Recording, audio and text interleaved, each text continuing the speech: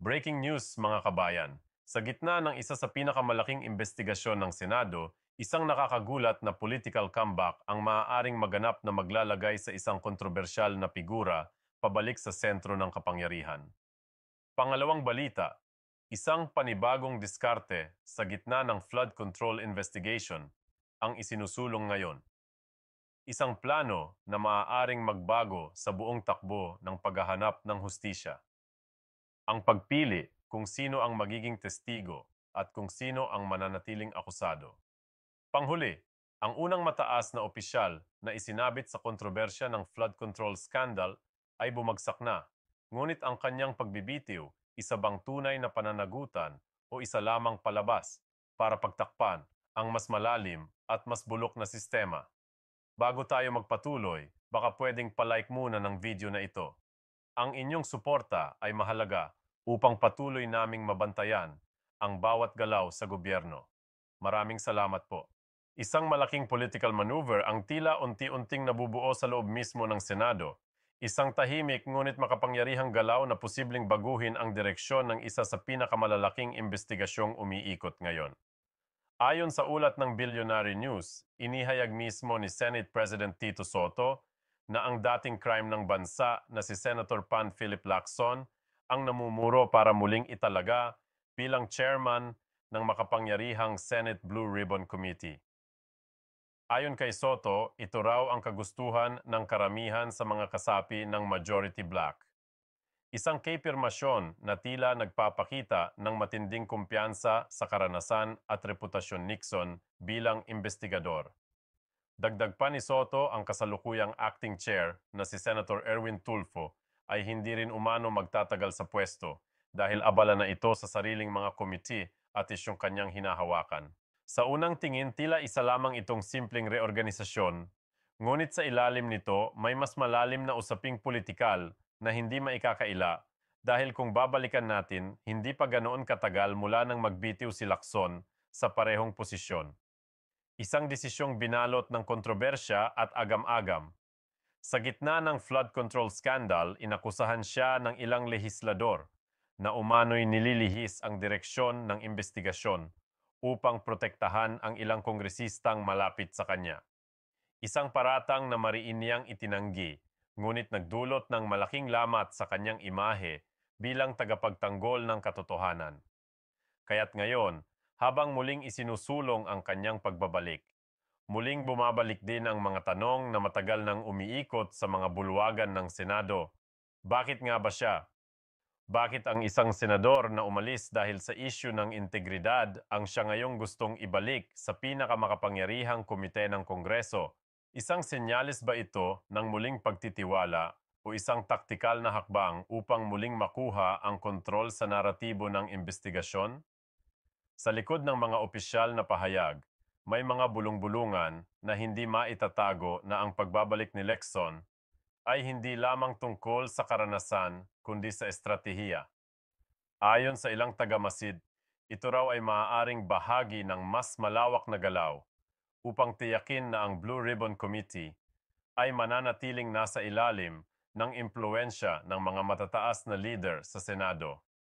Isang posibleng paraan upang i-manage ang mga testimonya, limitahan ang saklaw ng investigasyon at kontrolin kung sino ang maipapako sa CRU at sino ang makalulusot. Ngunit sa kabilang banda, may mga naniniwala ring si Lacson pa rin ang pinakaangkop sa posisyon. Isang veterano sa investigasyon, sanay sa takbo ng mga ahensya at may reputasyong matatag pagdating sa mga kaso ng korupsyon. Ang kanyang pagbabalik ayon sa mga taga-suporta ay magbibigay ng disiplina at direksyon sa isang investigasyong nagiging masyadong emosyonal at politikal. Sa huli, nananatiling mabigat ang tanong. Ang pagbabalik ba ni Ping Lacson ay simbolo ng pagbabalik ng katiyakan at kaayusan sa investigasyon o isang maingat na hakbang upang unti-unting ibalik ang kontrol sa likod ng tabing ng transparency? Dahil sa larong politikal na ito, bawat galaw ay may kapalit. At kung totoo man ang kasabihang he who controls the investigation controls the truth. Kung gayon ang uupong chairman ng Blue Ribbon Committee ay hindi lang basta mamumuno sa isang investigasyon. Siya ang magtatakda ng kung anong bersyon ng katotohanan ang maririnig ng sambayanang Pilipino. Sa gitna ng mainit na paghahanap sa utak ng bilyon-bilyong anomalya, isang matapang at kontrobersyal na panukala ang agad umaling awulwagan ng Senado. Ang ideya ni Acting Senate Blue Ribbon Committee Chairman Erwin Tulfo. Isang mungkahing hindi lang simpleng pagsalungat sa takbo ng investigasyon, kundi isang hamon sa mismong sistema ng hustisyang umiiral sa bansa. Ayon sa mga ulat, pabor si Tulfo na gawing state witness ang ilang lehislador mismo. Sa halip na ang mag-asawang Diskaya o ang grupong tinaguriang BGC Boys ang kanyang katuwiran. Simple, diretso at tinaw sa punto. Common sense para kay Tulfo. Dapat pag-isipang mabuti kung tama bang bigyan ng immunity ang mga individual na iniimbestigahan kaugnay sa umano'y maling paggamit ng pondo ng bayan. Paano nga ba nauuna pang maprotektahan ang mga inaakusahan? Samantalang ang mga inosente at mga whistleblower ay patuloy na nakikipaglaban sa sistema. Ayon sa kanya, ito ay maituturing na isang mabigat na dagok sa tiwala ng publiko. Isang isyong nararapat bigyang aksyon kasama sa tinutukoy na BGC Boys, ang mga sinibak na inhinyero ng DPW Bulacan na sina Henry Alcantara at Bryce Hernandez. Mga pangalan na ngayon ay paulit-ulit nang nababanggit sa mga pagdinig at kasalukuyang nakikipagtulungan na umano sa investigasyon. Ngunit ayon kay Tulfo, hindi sapat ang kooperasyong ito. Para sa kanya, kung gusto talaga ng Senado na umusad ang kaso, kailangan umangat sa mas mataas na antas ng impluensya. Ang tunay na bigat, sabi ni Tulfo, ay nasa mga lehislador mismo, ang mga may kakayahang magturo kung sino ang mga tunay na utak sa likod ng mga maanumalyang kontrata. Ang diskarte niya ay malinaw. Mas maiging pagsalitain ang mga lehislador na may alam, lalo na kung handa silang isiwalat ang mga kasabwat nila, mga kapwa lehislador, na naging kontraktor o mga kontraktor na ginawang protektado ng kapangyarihan. Dahil sa ganitong paraan, hindi lang mga implementor ang mabubunyag, ang mismong pundasyon ng katiwalian ang guguhuin. Ngunit gaya ng inaasahan, hindi lahat ay sang-ayon sa posisyon ni Tulfo. Sa kabilang dako, si Senate President Tito Soto ay may sariling pananaw. Mas nararapat daw gawing state witness si Sally Santos ng Sims Construction. Isang kontraktor na ayon kay Soto ay nagpakita ng buong katapatan sa harap ng komite. Wala raw itinatago, walang nililihim. Para kay Soto, ang ganitong uri ng kooperasyon ay dapat kilalanin at pahalagahan. At dito nagsimula ang banggaan ng prinsipyo. Sa isang panig, naroon ang moral na paninindigan ni Tulfo. Ang paniniwalang hindi kailanman dapat makinabang ang mga taong malinaw na nagnakaw sa kaban ng bayan. Sa kabilang panig, naroon ang praktikal na diskarte ni Soto. Ang ideya na ang sino ang unang magsiwalat ng buong katotohanan ay karapat-dapat sa proteksyon ng batas. Ang desisyong ito ay higit pa sa isang legal na usapin. Ito ang magiging batayan kung saan patutungo ang buong investigasyon. Pipili ba ng Senado na ipakita ang katotohanang walang sinisino kahit mga kasamahan nila sa kapangyarihan o muli bang mananalo ang taktikang matagal ng bumubulag sa hustisya? Ang pagsasantabi ng katotohanan para protektahan ang mga nasa itaas. Sa dulo, ang tanong ay nananatiling mabigat. Sino ang tunay na haharap sa batas at sino ang muling maliligtas sa likod ng salitang state witness? Dahil sa labanang ito, hindi lang pera ng bayan ang nakataya, kundi ang kredibilidad ng Senado at ang tiwala ng sambayanang Pilipino sa mismong sistemang dapat magtanggol sa kanila.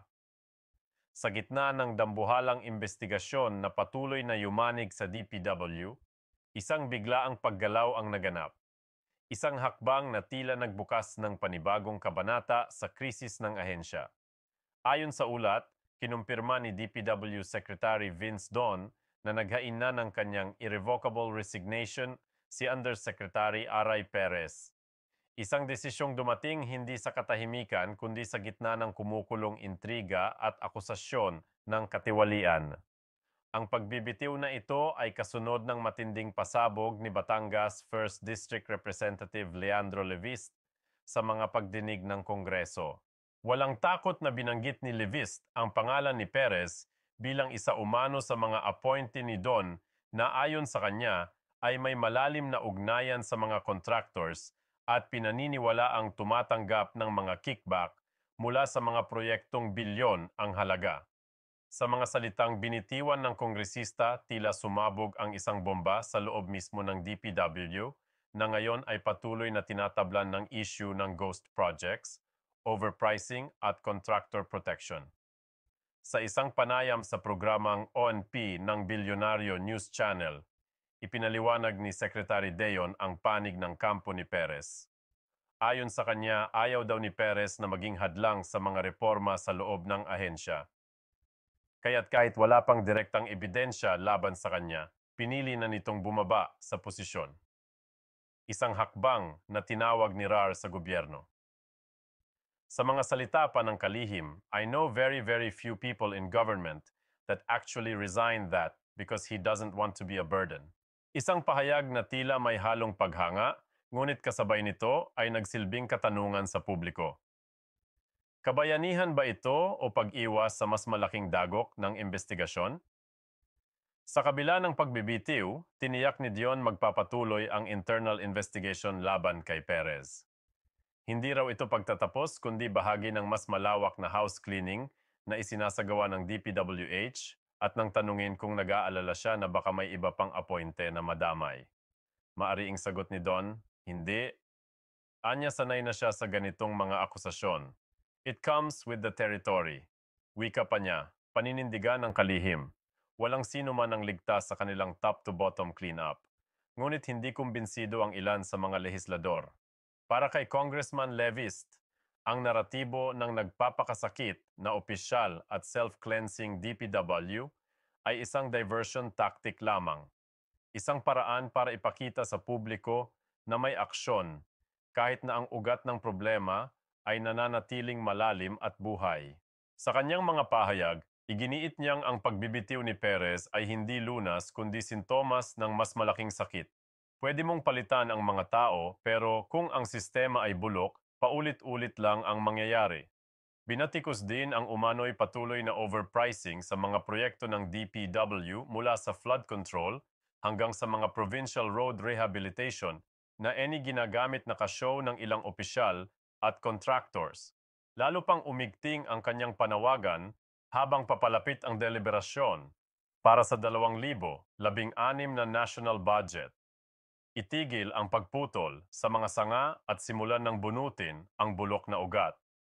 Dito na ngayon, nagbabanggaan ang dalawang magkaibang pananaw. Sa isang banda, ang imahe ng isang ahensyang tila nagsasagawa ng reforma at paglilinis ng sarili nitong bakuran. Sa kabilang banda, ang matinding sigaw ng mga kritiko na nagsasabing, ang buong bahay ay sira at walang saysay ang pagwawalis kung mismong pundasyon ang marumi. Kaya ang tanong na ngayon ay pumipintig sa isipan ng bawat Pilipino. Ang pagbibitiw ba ni Undersecretary Aray Perez ay tanda ng tunay na pagbabago o isang maingat na palabas upang protektahan ang mas malalim na interes? Ito na kaya ang simula ng reforma? O isa na namang eksena sa matagal ng drama ng korupsyon na patuloy na sumisipsip sa dugo ng ating bayan? Habang patuloy na umiikot ang mga pangyayari sa loob ng Senado at sa mga ahensya ng gobyerno, malinaw ang isang bagay. Ang laban para sa katotohanan ay hindi pa tapos. Sa bawat pagbabalik ng isang dating investigador, sa bawat pag-ikot ng panukala sa pagiging state witness, at sa bawat pagbibitiw ng opisyal sa gitna ng iskandalo, unti-unti nating nasasaksihan ang mas malaking larawan, ang banggaan ng kapangyarihan, interes at hustisya sa loob ng sistemang matagal nang nababalot ng duda. Ngunit hanggang kailan tayo manunood? Hanggang kailan mananatiling investigasyon lang ang bawat pagdinig? Kung sa dulo ay wala namang tunay na pananagutan, Kung ang bawat resignation ay magiging simbolo ng paglilinis, ngunit walang kasunod na kaso, walang hustisya at walang pagbabago, saan patutungo ang sigaw ng bayan para sa transparency? Sa bawat desisyong ginagawa ng Senado ngayon, kung sino ang uupong chairman, sino ang magiging state witness, at sino ang dapat managot na kasalalay, hindi lang ang kinabukasan ng mga investigasyon, kundi ang mismong kredibilidad ng ating mga institusyon. Dahil sa totoo lang, ang pinakamalaking tanong ay hindi na kung sino ang may sala, kundi kung kaya pa bang linisin ng sistema ang sarili nito. Ito ang dahilan kung bakit kailangang manatiling mapanuri ang bawat Pilipino. Dahil sa mga panahong ang katotohanan ay tila nababalot ng politika, ang tanging sandata ng bayan ay ang hindi mapapagod na pagbabantay at pagtatanong. M.